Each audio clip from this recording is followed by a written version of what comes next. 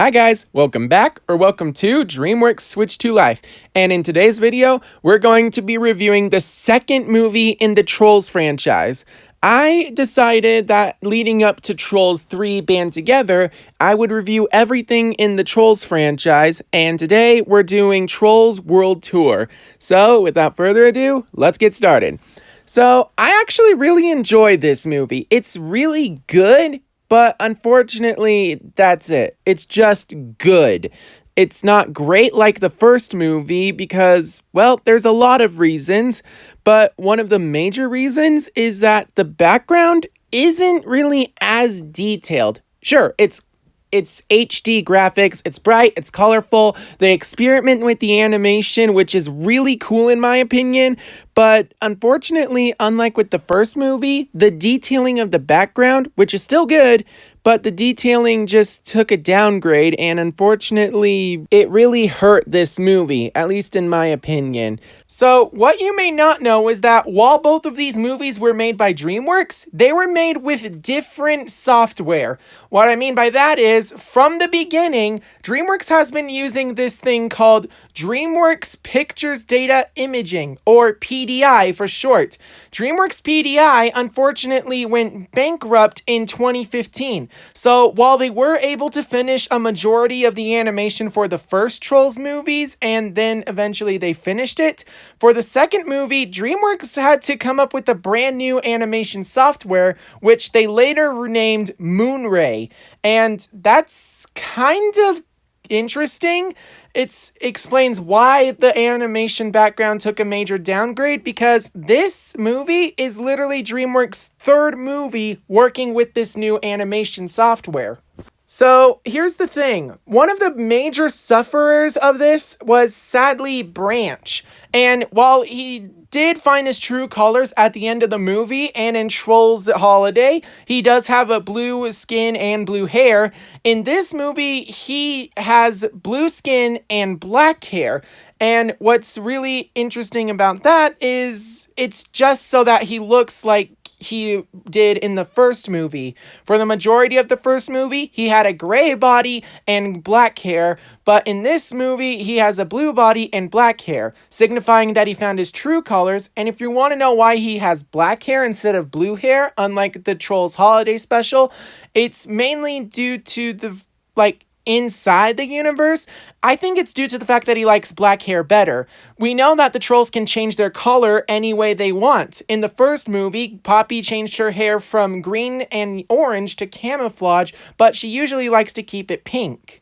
I think that Branch did the same thing in this movie, only he, instead of keeping his hair blue, he made it black. And in another scene, he also made it purple, and that was really cool to see as well. But yeah, if you're wondering why Branch looks different, those are the reasons. First, it's because of a change in animation software, and then it's also just because Branch seems to like black more than he likes his blue hair color. Now, while I can get where they're coming from a creative standpoint, and it makes sense that he would go back to using black hair, I hate it. I miss his blue hair look, and I think a lot of people did when this movie came out. Another reason why this movie was hated. Also, something that really hurt this movie was the world building. I get that the Trolls is a world where everything is weird and wacko, but there's so many things that should not be alive, yet are alive, and it's so weird. There's so much weirdness going on, and the lore straight up takes a back seat in this. In one scene, Queen Barb is wearing one outfit, and then literally 2 seconds later, not even a scene change, she's wearing a completely different outfit. Same thing with Poppy, Branch, and Biggie in another scene. They're wearing brand new outfits that make them pop and shine when they're singing to the country trolls, but then once they're locked in prison, they're thrown back into their normal outfits.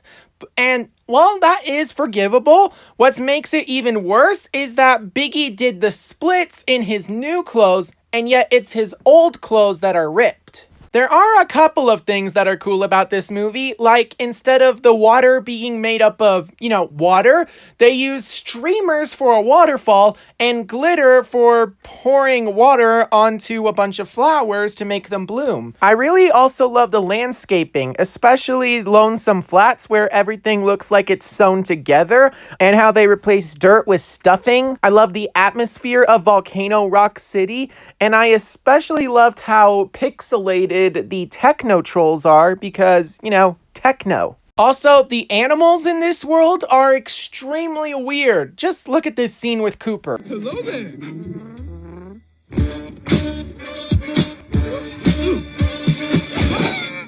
So, yeah, unfortunately, this movie's world building, it's strange, it's weird, and it's complicated, and while I can understand that, it honestly hurts this movie more than it did help, like it did in the first movie. Granted, it's very unique, and it's great from a creative standpoint, and I love it in that regard, but logistically, it makes no sense. And another great thing about this movie is its voice cast. They got Anna Kendrick and Justin Timberlake back, but they also got a bunch of other actors, and those actors are really great voices for singing some really great music. Because there are like 6 different kinds of music, there's a lot of music included in this movie.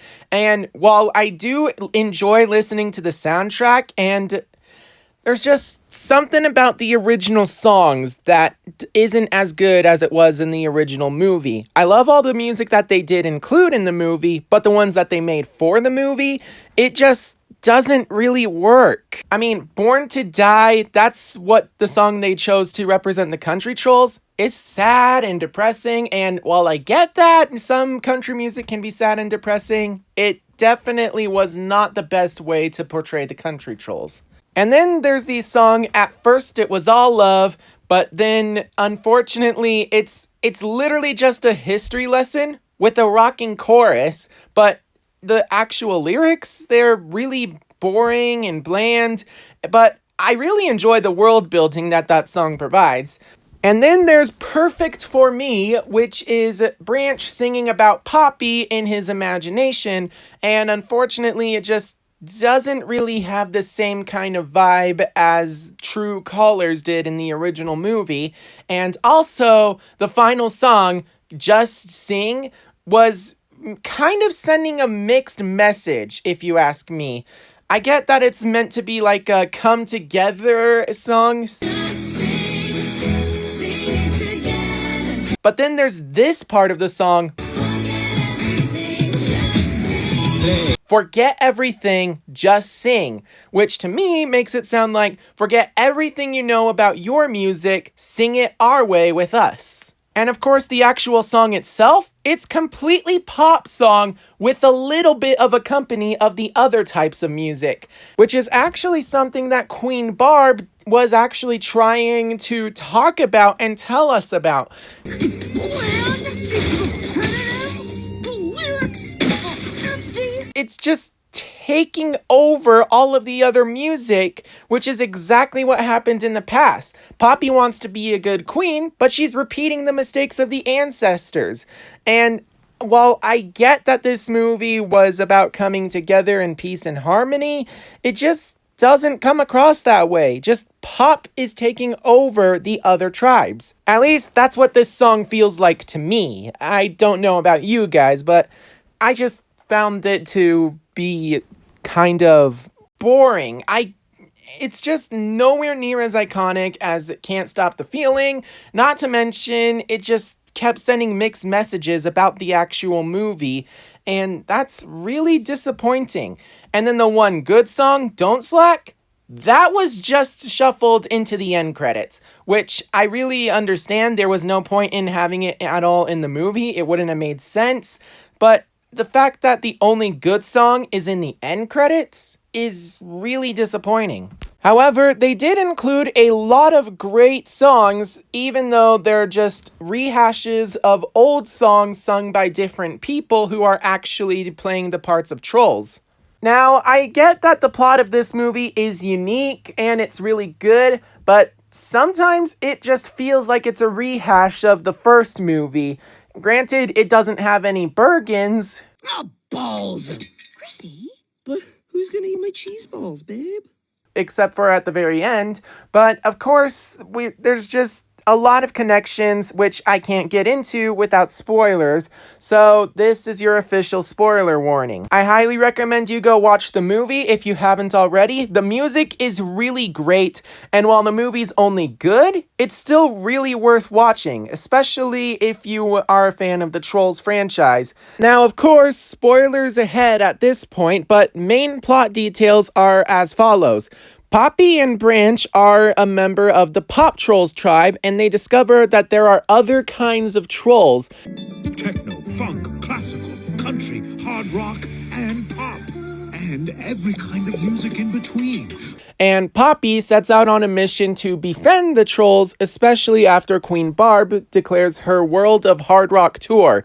What they don't know is that Queen Barb is actually trying to take all of the other tribes' strings and use them to play the ultimate power chord, which she will then use to turn everyone into rock zombie trolls, which makes it so that they're all united Under rock! And when Poppy and Branch and Biggie discover this, they decide to tell the other trolls. They can't tell the techno trolls or the Symphonyville trolls, the classical trolls, so they decide to head to country. That fails. They go to funk, and they do in fact warn them, but unfortunately it's not in time.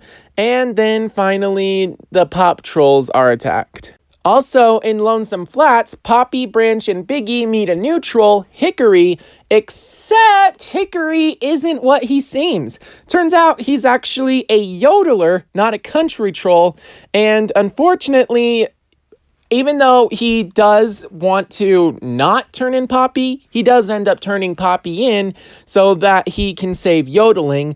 And Queen Barb gets all the strings. She uses them to play the ultimate power chord and turn everyone into rock zombies, starting with Branch and then all the troll leaders. And then she tries to do it to Poppy, but for some reason it doesn't work because Gumdrops, soundproof and delicious.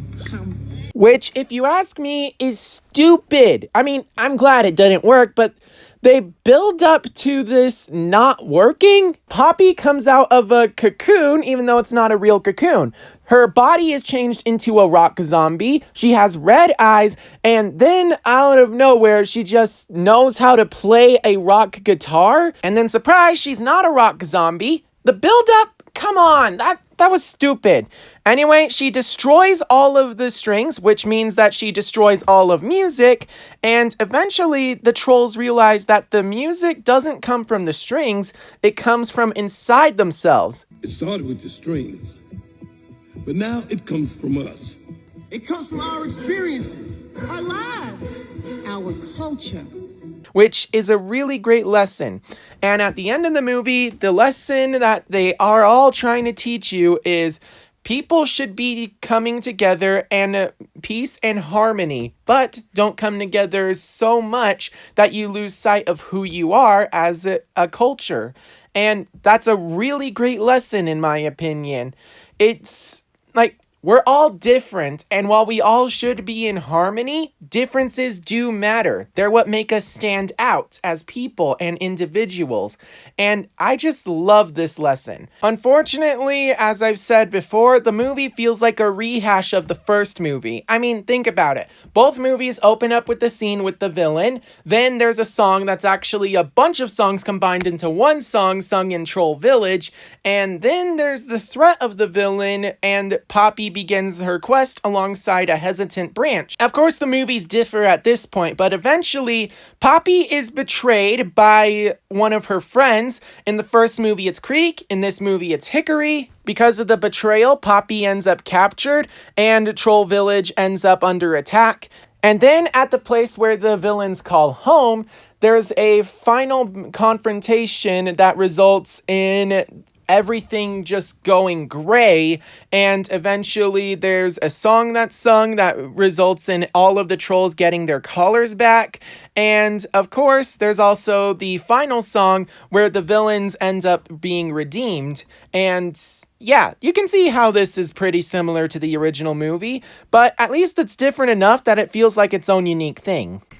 There's also a series of subplots included in this movie, being the love situation between Poppy and Branch, the finger promise between Biggie and Poppy, and of course, Cooper trying to find other trolls like him. I liked two of these. So the story of Cooper and his journey, it's a little bit weird, and it definitely does not get enough screen time in my opinion, but it's resolved in a really heartwarming kind of way.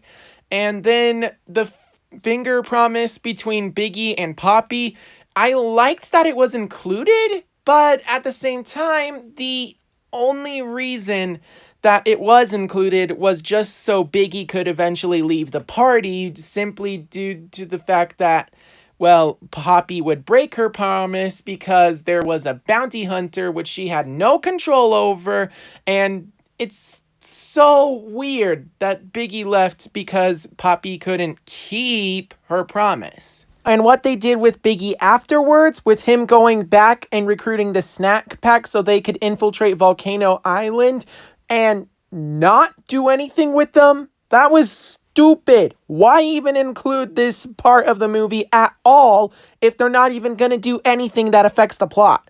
Oh, and then there's one more thing. There's a brand new character, Legsley, who's a member of the snack pack. I didn't really see the need to include her. She wasn't essential to the plot. She wasn't really that good of a standout character. The only reason that she stands out is just because she's new and she wasn't in the original movie. Now, that could just be the fact that she wasn't captured by the Bergens in the beginning, and that's the reason that she's not there, but it's so weird. And then there's also the love situation between Branch and Poppy. Branch, of course, has had a crush on Poppy since before the first movie even began. And while Poppy is concerned with being Branch's friend, she doesn't really think of him as a boyfriend kind of dealio, at least until the very end of the movie when they actually, kind of say, let's start dating. I love how it's not really that big of a deal in this movie because it's just there. It just happens to be there, which is good. It really helps the plot move along without getting stuck on one place. And then they come to the part where differences do matter and how trolls can't be together because they're just too different. And then Poppy and Branch realize that they're too different to really get along, even though they actually care deeply for each other. Now, unfortunately, I hate to say it, this is a movie that suffers from short runtime, because even though we got a lot of insight on some of the troll cultures, I just feel like there were other cultures that didn't get enough representation, or maybe the right representation. I don't know, it just doesn't really feel like there was enough screen time dedicated to exploring the brand new characters. I don't know what Dreamworks was thinking, but I have a theory. They were probably thinking that's what the TV show was for, because literally 7 months after this movie was released, the first season of Trollstopia was released. And while Trollstopia definitely does dive into the other troll cultures and the other tribes coming together in harmony in Trollstopia, the movie doesn't really allow that. It's an introduction, setting up a TV show that most people are never going to even see. Anyway, that's it for today's video, and that's it for my review of Trolls World Tour. It's a good movie that's definitely a good sequel, and it has great animation, a great voice cast, great soundtrack. But, of course, it falls short with the original music, not to mention the fact that it just doesn't give enough screen time in the right places. but at least it doesn't really feel dragged out. So anyway, I hope that you guys enjoyed today's video, and be sure to like and subscribe so you can keep up to date on all things DreamWorks, and be on the lookout for my review of Trollstopia, which will be coming sometime soon. I'm not sure if it's going to be next week or the week after, but it's going to be one of those. Anyway, thanks for watching today's video, and I will see you all in the next one. Until then, bye-bye. Welcome home.